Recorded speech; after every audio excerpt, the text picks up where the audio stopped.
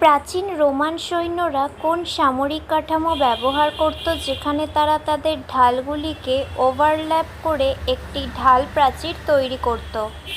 উত্তর: প্রাচীন রোমান সৈন্যরা ওভারল্যাপিং ঢালসহ যে সামরিক গঠন ব্যবহার করত তাকে টেস্টুডো গঠন বলা হয়। নেক্সট, কোন প্রাচীন চীনা আবিষ্কার তার বিস্ফোরক বৈশিষ্ট্যের মাধ্যমে যুদ্ধে বিপ্লব ঘটিয়েছিল, যার ফলে প্রাচীনতম বারুদ তৈরি হয়েছিল? উত্তর: প্রাচীন চীনা আবিষ্কার যা বারুদের প্রাচীনতম রূপের জন্য দায়ী তা কালো গুঁড়ো বা বারুদ নামে পরিচিত। নেক্সট, অটোমান সাম্রাজ্যের জানিসারিরা কোন ধরনের অস্ত্র যা দেখতে বাঁকা তরবারির মতো বিখ্যাতভাবে ব্যবহার করত?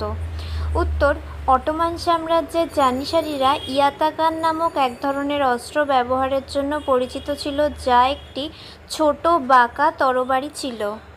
নেক্সট অ্যান্ড ফাইনাল কোয়েশ্চেন: 490 খ্রিস্টপূর্বাব্দে সংগঠিত কোন প্রাচীন যুদ্ধ বিখ্যাত ম্যারাথন দৌড় এবং গ্রিকদের হাতে পারস্যদের পরাজয়ের জন্য পরিচিত?